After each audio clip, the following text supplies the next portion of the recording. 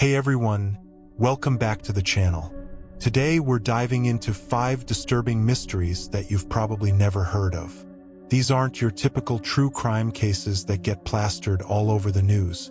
These are the ones that slipped through the cracks. But trust me, they're just as terrifying. So let's get into it.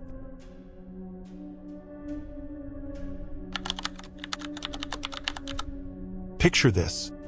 It's a cold December night in 2014, and first responders get a call about a car fire on a rural road.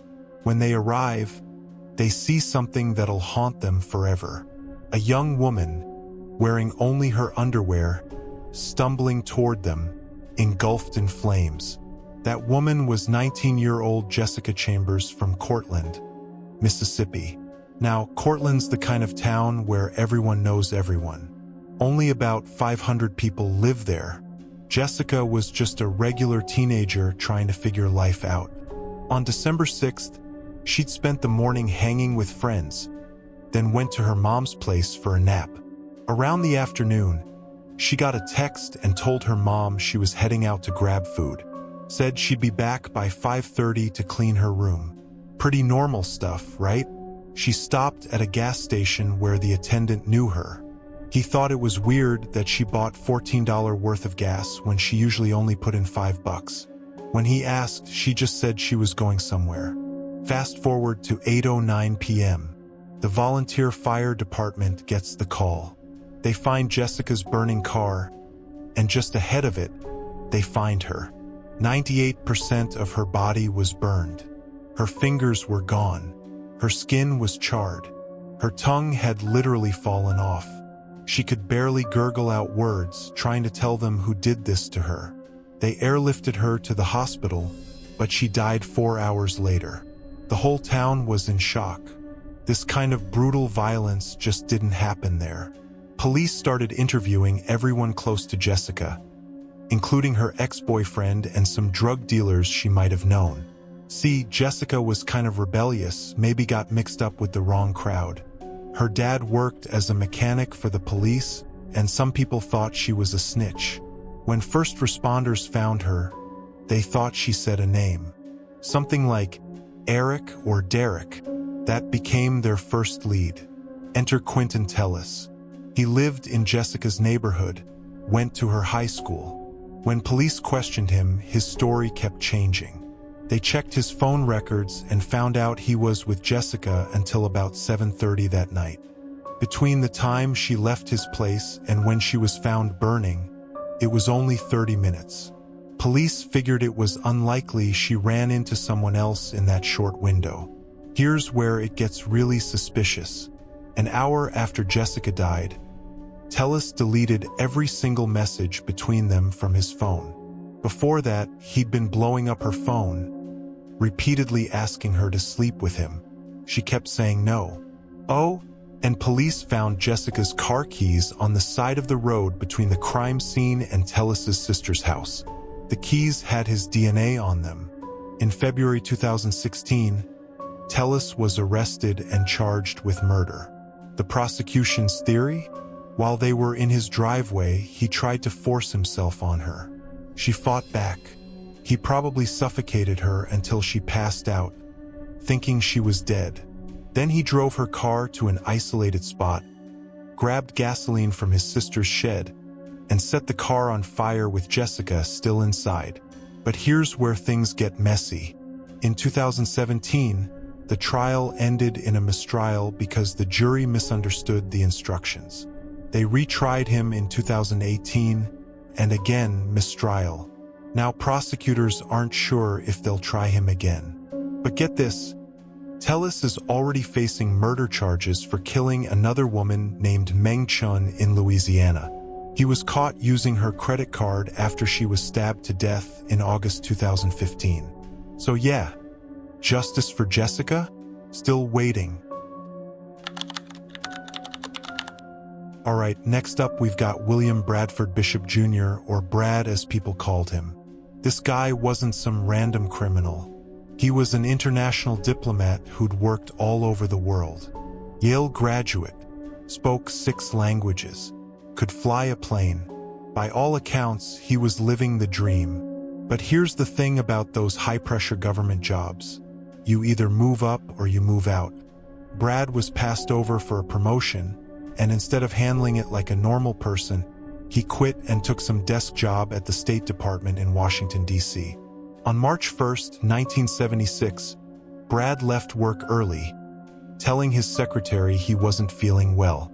He stopped at a hardware store and bought a small sledgehammer and a gas can. Then he went home to Bethesda, Maryland. That evening, Brad took that sledgehammer and bludgeoned his entire family to death. His wife, his 3 sons, aged 14, 10, and 5. Just imagine the horror of that scene. He loaded all their bodies into the family station wagon and drove 5 hours to North Carolina. Found a secluded spot in the woods, dug a shallow grave, dumped the bodies and set them on fire. A park ranger spotted the fire and discovered the bodies. The manhunt for Brad Bishop began immediately. It took police a week to trace the victims back to the Bishop home in Bethesda. When officers finally entered the house, they called it a horror house.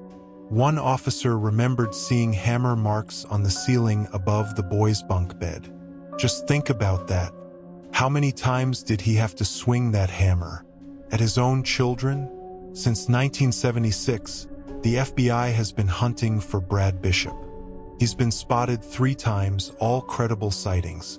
First in Stockholm in 1978 by a former acquaintance. Then on a train platform in Switzerland in 1994 by an old neighbor. And in 1979, a former colleague saw him in a men's room in Italy. The guy turned to him and said, "You're Brad Bishop, aren't you?" The stranger started trembling and denied it, then bolted. Today, Brad Bishop would be in his late 70s. He's still on the FBI's 10 most wanted list. Brown hair, brown eyes, 6'1", with a 6-inch surgical scar on his lower back. He's described as an avid outdoorsman, so who knows? Maybe he's been living off the grid all these years. Okay, this one's different. We're heading to Quitman, Arkansas, a tiny town in Cleburne County. There's this Victorian house downtown that's basically the most haunted place you've never heard of. And the star of the show? An entity known as Dog Boy. The house was built in 1890.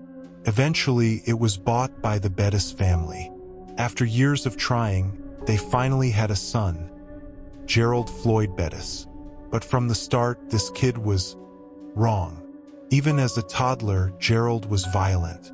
He'd capture stray dogs and cats, then torture and kill them in the most horrific ways imaginable. He collected dogs, hence the nickname Dog Boy. Every day, neighbors would hear animals shrieking in agony. Some would escape all mangled and mutilated. As Gerald grew older and bigger, he didn't just hurt animals anymore. He turned on his own parents. He was huge and brutish, and everyone in town was too terrified to say anything. Rumors swirled that he regularly beat his elderly father and locked both parents upstairs, only feeding them like they were pets. His dad eventually died from a broken neck. Everyone suspected Gerald pushed him down the stairs. It wasn't until the 1980s that Gerald got arrested for growing weed in his sunroom.